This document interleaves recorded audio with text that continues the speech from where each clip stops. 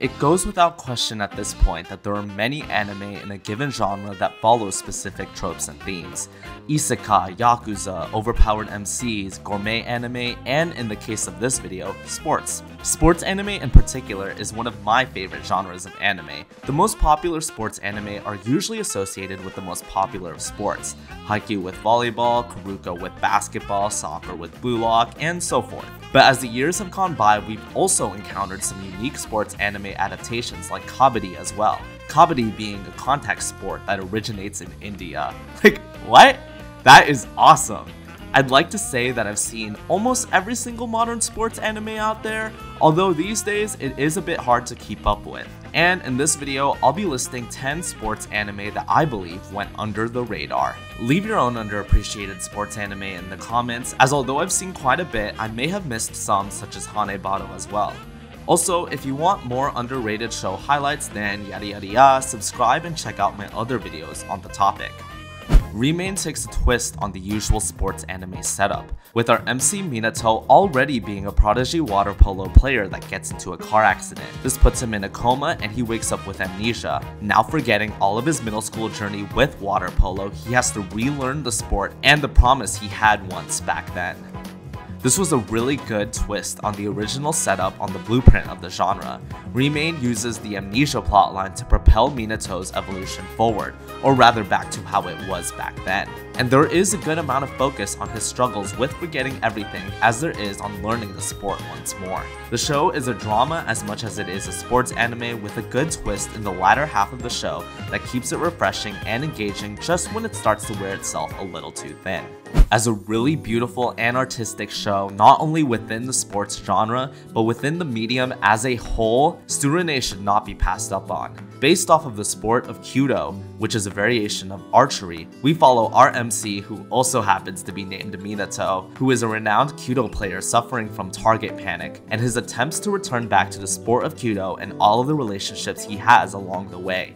It's very much a coming-of-age story as we dive into a pivotal plot point regarding Minato's mother, and the relationships between him and the rest of the club very much ebbs and flows like we are growing with them. With breathtaking animation, an amazing score, and scenic directing choices that really help to bring the atmosphere of the anime alive, it is sad to see how this is Kyoto Animation's least popular franchise, or at least here in the West, as it is far from their worst and can stand up there as one of their better properties. With the twist of this badminton anime being that the cast are all working adults, Salaryman's Club is a fun 12-episode diversion that starts and tells what it sets out to do. The animation can be really top-notch at times, especially during matches, and I loved that the working office elements are brought in to introduce something fresh to the formula we're used to. The main duo, Mikoto and Miyazumi's story is fun to see, and although all of the secondary characters could use a bit more development, their characterization is very entertaining to watch. There really isn't too much for me to harp on regarding Salaryman's Club, but I overall thought that it was a really good time, so if you are looking for something, then you should definitely look into this. I think that there is a severe lack of female-centric sports anime that don't exist purely for fan service. Farewell, My Dear Cramer is a female soccer show written by the creator of Your Lie in April of all things, and it's almost unnoticeable due to its completely different tone, so I wouldn't go in expecting to be drowned in tears. Instead, we focus on Onda as she goes from being the only female in her middle school team to playing with all girls. This anime did not fare well with the audience, which makes sense since it has some weird tonal shifts, but it was pretty fun to watch and in my opinion is a bit overhated, so it does deserve to be checked out just for what it was. The highlight of the show is actually the prequel film, which takes place in Onda's middle school, which dives into a more dramatic route and fully takes advantage of its themes of sexism and like wanting to be the best despite all of the obstacles that are in your way. Although I don't find My Dear Cramer to be my favorite in the genre, I do think it is worth the watch just for the idea and the different themes it presents alone, so definitely do check this one out. Admittedly, I do need a bit of a refresher on baby steps as it has been a minute, I would say about 8 to 9 years since I've seen it, and the fact that it's not even licensed anywhere in the States really showcases how overlooked the anime is. It's a super fun tennis anime that also incorporates Eiichiro's life outside of the sport as much as it does inside of it, and its 50 episodes is enough to really enthrall you into the world without overstaying its welcome. Baby Steps feels a little old school in the way that it's stylistically presented, probably because of how old it is, but I mean this in the best way possible.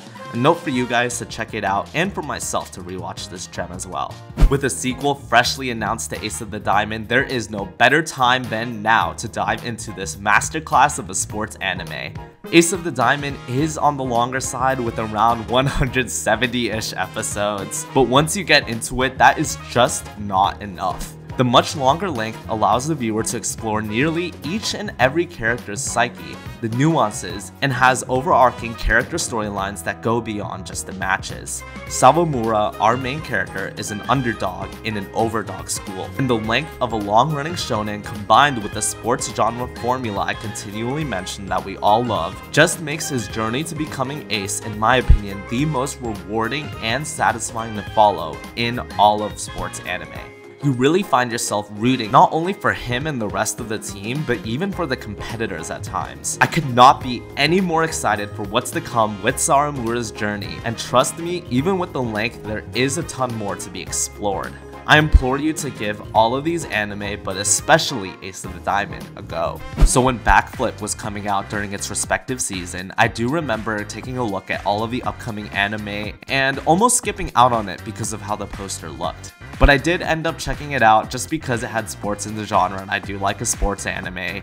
And thank God I did, as what got me about Backflip was its really infectious motivational energy that really makes you want to start achieving your goals. I think that this energy can be attributed to the beauty of rhythmic gymnastics, the animation, and the really upbeat soundtrack, alongside the chemistry between all of the characters present here. Even though there is drama in Backflip, it never feels heavy as it does in other shows, but rather feels as just a temporary roadblock our team has to overcome in order to get better.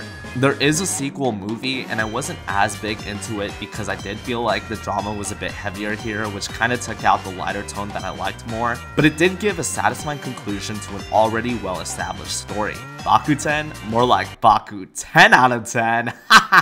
Overshadowed by the limelight of Blue Lock in the same year, Ashi is hands down one of my absolute favorite sports anime. And this is after having seen a lot of them out there. It takes everything exhilarating in the competitive sports genre with great execution and develops each of the team members with care. The bratty Ashito that we knew in the beginning of the anime is not who you see by the end of the 24-episode journey. And seeing how the tense team slowly comes together is really satisfying to watch. From start to end, I was glued to the screen. The matches, the tactics they would come up with, the tension between Esperion's team, the development in Ashito, everything was just One thing I also particularly loved about this show was that there was actually some development in the romance category of the show, and how present it was in here despite it not being the main focus. We really don't see a lot of that in the sports genre. But hands down, what really solidified this as one of my favorites is, a spoiler alert for the next few seconds, so skip here. Having Ashito change positions in the show really shook me to my core. I haven't read the manga yet, so I don't know what happens, but I do really hope that the show sticks with this and doesn't backtrack to make him becoming a forward again, as him learning to become the left back and having to accept that this is his best contribution to the team really propels his development in such a unique way and is such an interesting twist on a show that didn't even need to do that anyways. Like, the show would have still been really good had Ashito just continued being a forward and having him just like trying to become the best that way, but having him trying to become the best in a position that he doesn't even like and having to accept the coach's orders, which is something that he's struggled with all throughout the show. It just makes the show so much better, and I cannot recommend Aoashi enough. I touched on the Gymnastics Samurai a few times in this channel already, so I won't harp on it for too long, but I just wanted to highlight how crazy it is that this original 11 episode self-contained studio mappa work has not been given any traction whatsoever. The story follows Jotaro, who is already a renowned gymnast, going through a career rut and how he overcomes it, filled with support from his family, friends, and some talking bird from South America. It's a bundle of fun, but also a really good coming-of-age story that tells a good message of not to give up on your goals no matter where you are in your life or career. Slam Dunk has to be one of the biggest sports stories from the East that I admittedly haven't seen yet. It probably is a generational thing, I didn't really grow up with it, but I have seen the first Slam Dunk, which is a remake slash continuation kinda. It kind of only adapts one match of the overall manga, so it's kind of confusing in that aspect. But it's like a remake of some sort, and the remake movie needs so much more exposure for how tense they've made the final match and how they made the movie so exciting, even for newcomers such as myself who've known nothing about the original Slam Dunk.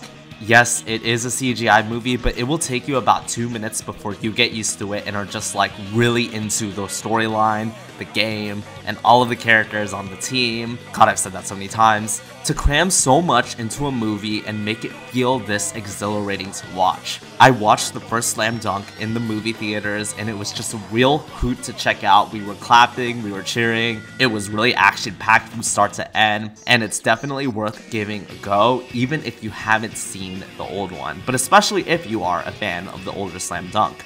So there you have it, those are 10 sports anime that I believe deserve more recognition. Let me know if there are any sports anime that I missed on this and stuff you'd recommend to others as well. Till next time, see ya!